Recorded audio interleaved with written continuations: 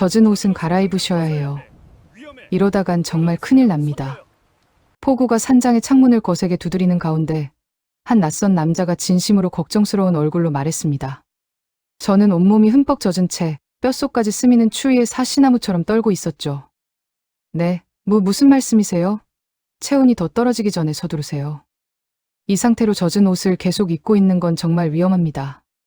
산장의 단둘, 폭우로 인해 완벽하게 고립된 상황. 그리고 제게 옷을 갈아입으라고 단호하게 권하는 이 남자. 제가 잠시 등을 돌리고 있겠습니다. 아니면 제가 도와드려야 할까요? 이야기를 시작하기 전에 구독과 좋아요를 눌러주시면 감사하겠습니다. 알림 설정을 해두시면 새로운 이야기가 올라올 때마다 가장 먼저 만나보실 수 있습니다. 제 이름은 이서연, 올해 51세입니다.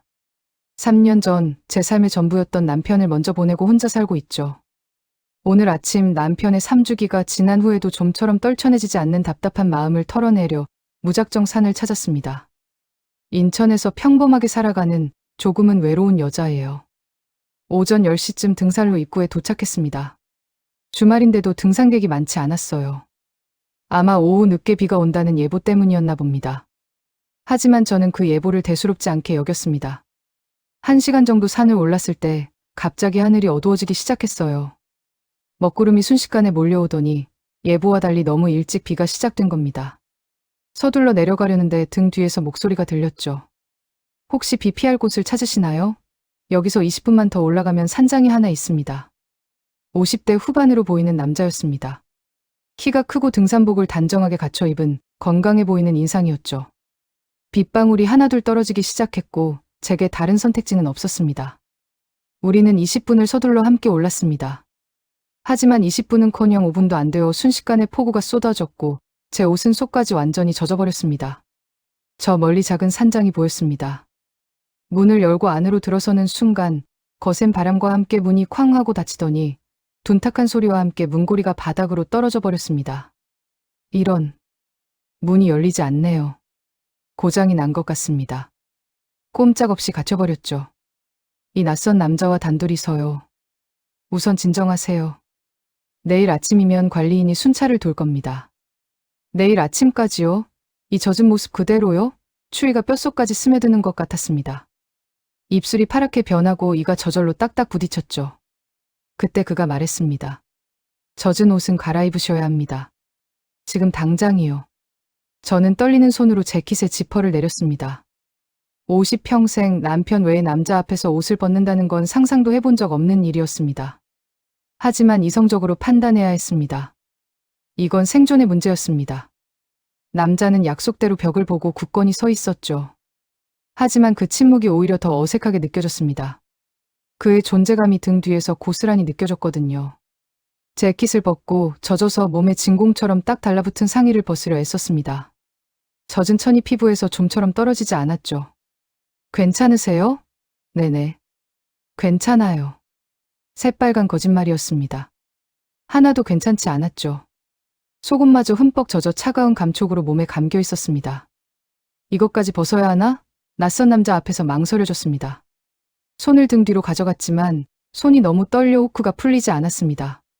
손끝에 감각이 무뎌진 것 같았습니다. 몇 번을 시도했지만 헛손질만 할 뿐 야속하게도 후크는 풀릴 기미가 보이지 않았죠. 저기, 네. 후크가 잘 안 풀려서요. 긴 침묵이 흘렀습니다. 산장을 때리는 빗소리만이 우리 사이의 정적을 채웠습니다. 제가 도와드려도 될까요? 심장이 철렁 내려앉는 것 같았습니다. 당연히 거절해야 마땅한데 얼어붙은 입이 떨어지지 않았습니다. 눈 감고 계세요. 그의 발소리가 점점 가까워졌습니다. 한 걸음, 한 걸음. 등 뒤에서 그의 나직한 숨소리가 느껴졌고 따뜻한 숨결이 제 목덜미를 스쳤습니다. 온몸에 털이 곤두서는 것 같았습니다. 실례하겠습니다. 그의 손가락이 제 등에 닿았습니다. 차가운 손이었지만 그 차가움이 오히려 제 등줄기를 태우는 것처럼 뜨거웠습니다. 마치 약한 전기가 흐르는 것 같았죠. 딸깍 하는 작은 소리와 함께 후크가 풀렸습니다. 다 됐습니다. 그는 서둘러 다시 벽 쪽으로 돌아섰습니다. 저는 재빨리 젖은 속옷을 벗고 빛이 된 마른 수건으로 몸을 감쌌습니다. 하의도 갈아입어야 했지만 차마 거기까지는 용기가 나지 않았죠. 이제 됐어요. 이 담요로 몸을 감싸세요. 체온을 유지해야 합니다. 담요를 둘렀지만 추위는 가시지 않았습니다. 온몸이 얼어붙는 것만 같았죠. 여기 앉으세요. 그가 바닥에 다른 마른 담요를 깔아주었습니다. 저는 조심스럽게 앉았고 그도 제 옆에 앉았습니다. 생각보다 가까운 거리였죠. 저도 옷이 젖어서 좀 말려야겠습니다. 그가 재킷과 상의를 벗었습니다. 그의 상체는 56세라는 나이가 믿기지 않을 만큼 다부졌습니다. 군살이 없었고 성실하게 살아온 세월이 엿보이는 몸이었습니다. 죄송합니다. 불편하시겠지만. 아니에요. 괜찮습니다. 그도 담요를 걸쳤습니다. 우리는 그렇게 나란히 앉아 있었죠. 어색한 침묵 속에서 제가 먼저 입을 열었습니다. 성함이 어떻게 되세요? 저는 이서연입니다. 최진호입니다. 여기는 자주 오시나요? 한 달에 한 번 정도 옵니다. 등산이 유일한 취미라서요. 대화가 조금씩 이어졌지만 추위는 여전했습니다. 아무리 담요를 겹겹이 감싸도 이가 계속 떨리는 건 어쩔 수 없었죠. 많이 추우신가 봅니다. 괜찮아요. 거짓말이시네요. 계속 떨고 계시지 않습니까? 이럴 땐 체온을 나누는 게 가장 좋습니다. 네, 그게 무슨. 이러다가는 정말 저체온증으로 위험해질 수 있습니다. 그가 자신의 담요를 벗고 망설임 없이 제 담요 속으로 들어왔습니다. 잠깐, 이게 무슨. 진정하세요. 응급 상황입니다. 체온을 나누는 게 가장 빠른 방법입니다. 그의 등이 제 등에 닿았습니다. 놀랍게도 따뜻했습니다. 정말 따뜻했죠. 하지만 동시에 낯선 감정이 폭풍처럼 피어올랐습니다. 이러면 안 되는 거 아닌가요? 지금은 생존이 우선입니다. 괜찮으세요? 괜찮냐고요? 낯선 남자가 제 등에 바싹 붙어 있는데 괜찮을 리가 없었죠. 하지만 또다시 거짓말이 나왔습니다. 네, 괜찮아요. 그의 팔이 제 허리를 감쌌습니다. 담요 속에서 우리는 완전히 밀착되었죠. 그의 심장 소리가 제 등 뒤에서 쿵쿵 하고 들려왔습니다. 저처럼, 아니 어쩌면 저보다 더 빠르게 뛰고 있었죠. 나만 긴장한 게 아니었구나. 안도감과 함께 묘한 유대감이 생겼습니다. 시간이 흘렀습니다. 몸은 점점 따뜻해졌지만 동시에 잊고 지냈던 다른 감각들이 깨어났습니다. 그의 숨결, 그의 체온, 그리고 무언가 더 깊은 교감 같은 것. 밖에서는 여전히 폭우가 쏟아지고 있었습니다. 우리는 담요 속에서 꼼짝 않고 있었죠. 하지만 마음속으로는 이미 알고 있었습니다. 이것이 단순히 체온을 나누는 것에서 끝나지 않을 수도 있다는 것을요. 얼마나 시간이 흘렀을까요? 그의 숨소리가 조금씩 달라지는 게 느껴졌습니다. 좀 나아지셨습니까? 그가 속삭였습니다. 낮고 부드러운 목소리였죠. 네, 많이 따뜻해졌어요. 다행입니다. 그런데 이상했습니다. 몸이 따뜻해졌는데도 그는 팔을 풀지 않았습니다. 오히려 더 단단히 저를 안는 것 같았죠. 진호 씨? 네. 이제 괜찮을 것 같은데요? 아직 안심하기는 이릅니다. 체온이 완전히 돌아오려면 시간이 더 필요해요. 그것이 명분이라는 걸 알았지만 저 또한 그를 거부하지 않았습니다. 솔직히 말해 3년 만에 느껴보는 이 온기가 싫지 않았거든요. 그의 손이 제 배 위에서 천천히 원을 그리며 움직이기 시작했습니다. 뭐 하시는 거예요? 혈액순환을 돕는 겁니다. 이럴 땐 마사지가 좋습니다. 또 다른 이유였지만 이번에도 저는 제지하지 않고 오히려 눈을 감았습니다. 온몸의 신경이 그의 손끝으로 쏠리는 기분이었습니다. 그의 손길은 아주 부드럽고 조심스러웠습니다. 3년 만에 느껴보는 남자의 손길이었습니다. 서연 씨. 네. 혹시 불편하십니까? 아니요. 작은 목소리였지만 진심이었습니다. 불편하지 않았습니다. 오히려 얼어붙었던 마음까지 녹아내리며 더 깊은 위로를 받고 있었죠. 그의 손이 조금 더 위로 올라와 멈췄습니다. 여기까지는 괜찮아요. 저도 모르게 먼저 말이 나왔습니다. 제 자신에게도 놀랐지만 진심이었습니다. 그의 손이 천천히 다시 움직였습니다. 숨이 멎는 것 같았고 심장이 목구멍까지 차오르는 듯이 뛰었습니다. 서연 씨, 몸이 떨리네요. 추워서 그래요. 거짓말이시네요. 이마에 땀이 맺혔습니다. 들키고 말았습니다. 추위 때문이 아니었죠. 그가 저를 여자로, 제가 그를 남자로 의식하고 있다는 증거였습니다. 진호 씨. 네. 우리. 이러면 안 되는 거 아닐까요? 왜 안 됩니까? 우린. 오늘 처음 만났잖아요. 그게 중요한가요? 중요했습니다. 당연히 중요했죠. 하지만 바로 이 순간만큼은 그 무엇도 중요하지 않은 것처럼 느껴졌습니다. 솔직히 말씀드릴게요.